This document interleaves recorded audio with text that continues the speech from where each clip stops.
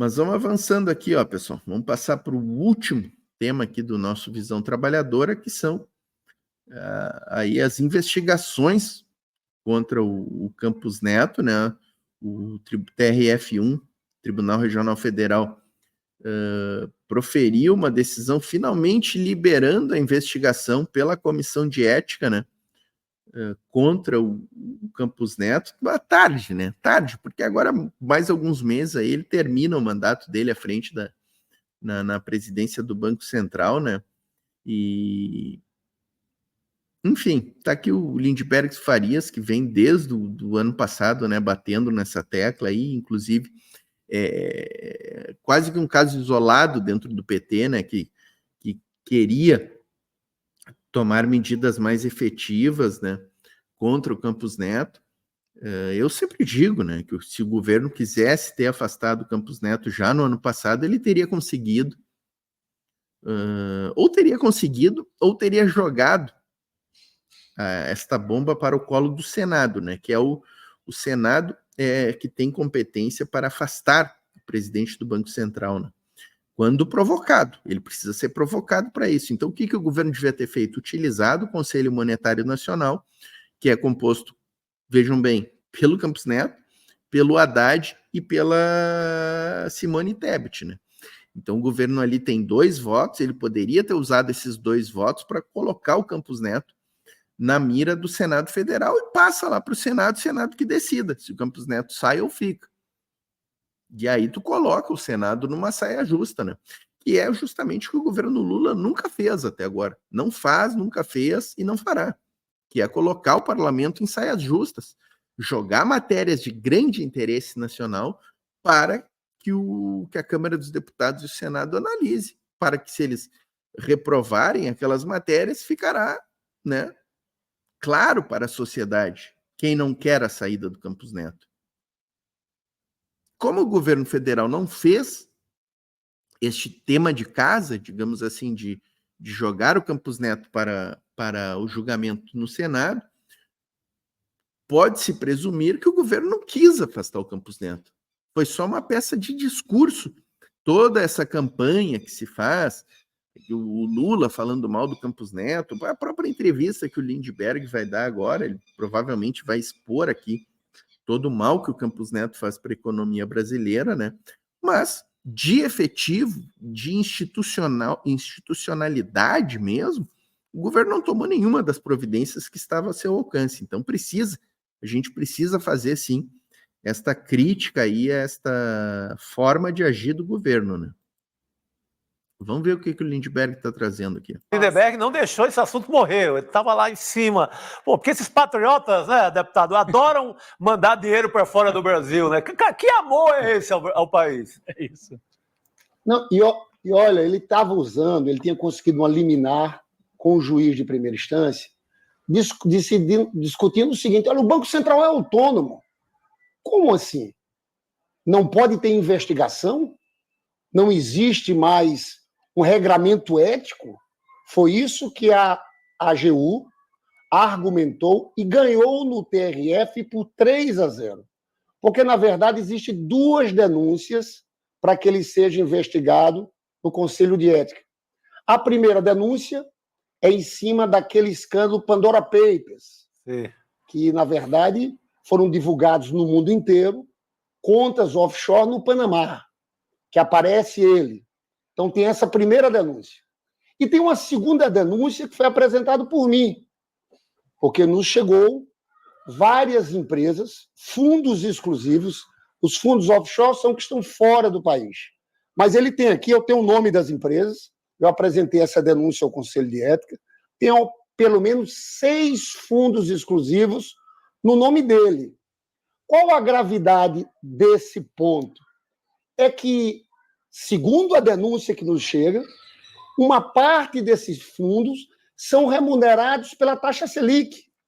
Você sabe?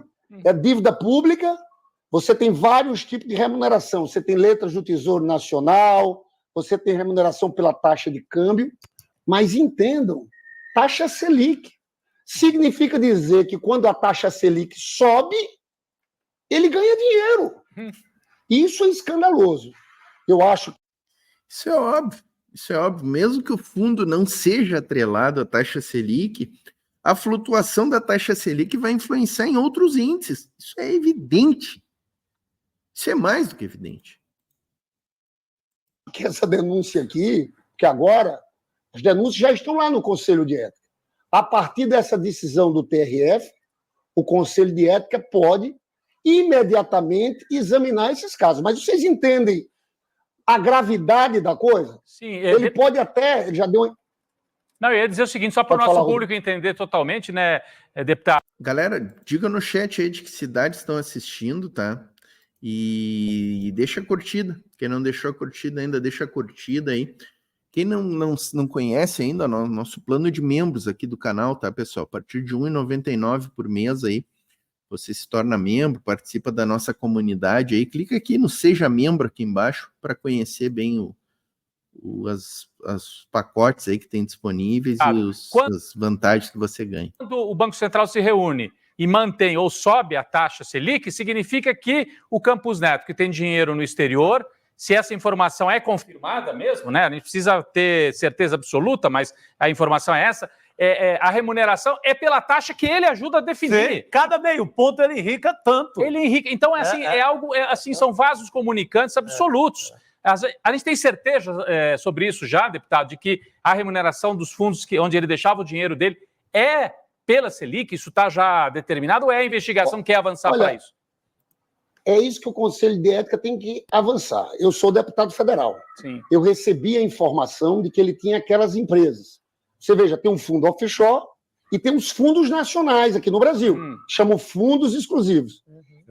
Ele foi, no ano passado, na Comissão de Finanças e Tributação. Eu fiz essa pergunta a ele. Essas empresas, o senhor é proprietário desses fundos exclusivos? Ele se calou. Sim. A informação que eu tenho, e eu sei, como vocês são jornalistas, vocês trabalham também com informações, nós deputados também, é que são remunerados pela taxa Selic. Ele fugiu da minha pergunta, eu apresentei essa denúncia e ele agora vai ser chamado ao Conselho de Ética da Presidência da República para apresentar as informações. O que eu acho é que isso é muito grave. É muito grave. Porque, na verdade, tem uma parcela desse país de rentistas, que é de gente multimilionários, que, na verdade, ganham dinheiro com a especulação financeira. Ganham dinheiro com esses títulos da dívida pública.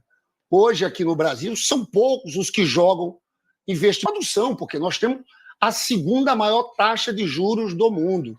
Eu quero chamar a atenção, Chico, Rodrigo, Gabriela, que essa semana saiu a ata da última reunião do Copom, em que eles decidiram manter a taxa de juros, taxa Selic, em 10,5%. Eu tenho dito que é uma política de sabotagem ao país. Você sabe, o presidente Lula, da parte dele, está fazendo tudo que tem que ser feito.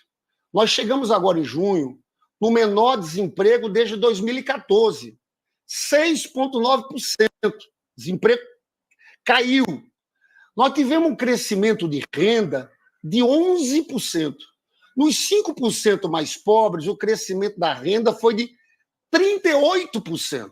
Né? Por quê? Porque a inflação, que era 12% com Bolsonaro, fechou o ano passado em 4,62%, agora está em 4,21%.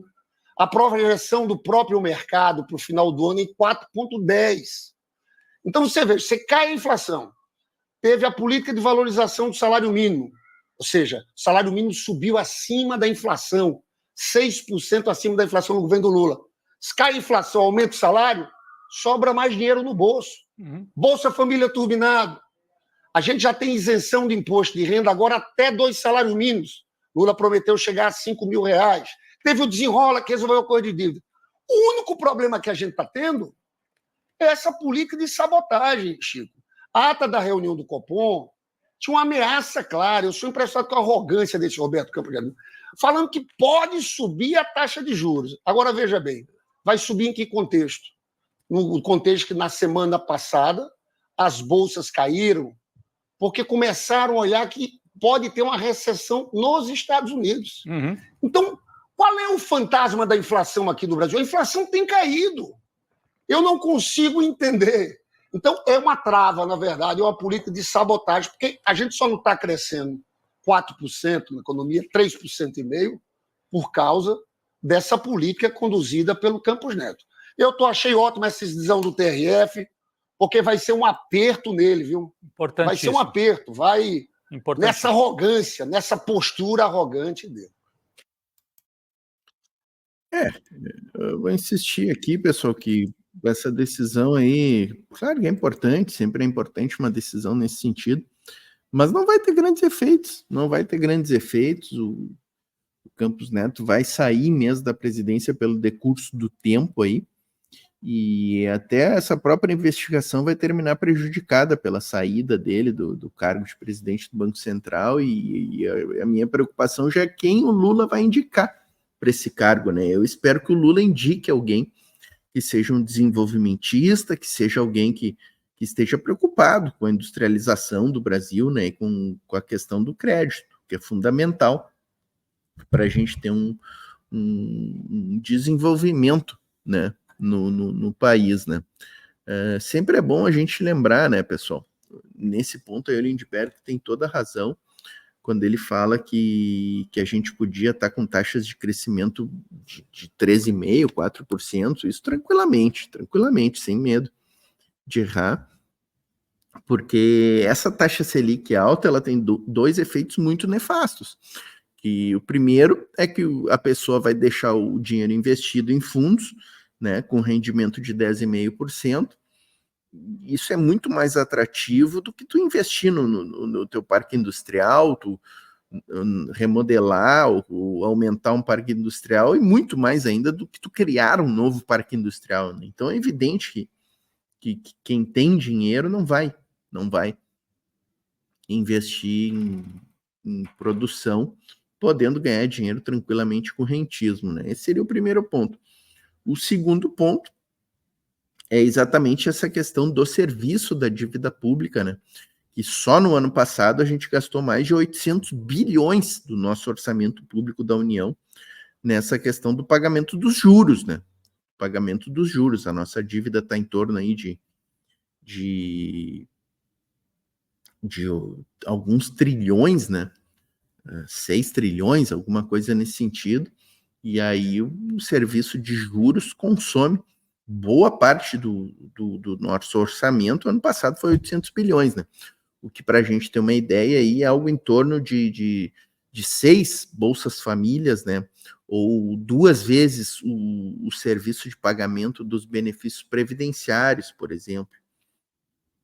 Então é muito dinheiro que a gente consome com esse pagamento de juros, e cada 1% dessa taxa de juros Selic, que hoje está em 10,5%, equivale a 40 bilhões a mais no serviço da dívida pública. Então, se a gente baixasse essa taxa de juros, por exemplo, eu sempre digo isso, né, para 5,5%, que seria uma taxa adequada, poderia até ser mais baixo, mas vamos deixar por 5,5%. Tá? Se a gente baixa 5 pontos na taxa Selic, são 200 bilhões a menos do orçamento para o pagamento desses juros da dívida pública. E são 200 bilhões que nós poderíamos ter aí destinados para políticas públicas de saúde, educação, moradia, infraestrutura, né? Então, por todos os ângulos que a gente possa ver essa questão aí da taxa de juros, é como o Lindbergh falou, não tem nenhum contexto econômico, nem macroeconômico, e nem que justifique um aumento da taxa de juros, e essa ata do Copom traz essa ameaça, né, candente ali na última ata do Copom, né? A própria manutenção da taxa de juros, nós já poderíamos estar com a taxa de juros em 9,5%, que nós já tivemos 2 reuniões em que ela foi mantida, né, e é bom a gente lembrar que antes disso a gente vinha tendo ali uma rotina de quedas de 0,5%, né, chegamos a ter 0,5%, algumas quedas de 0,5%, né? Nós poderíamos já hoje estar com essa taxa aí muito mais baixa, né? Muito mais baixa.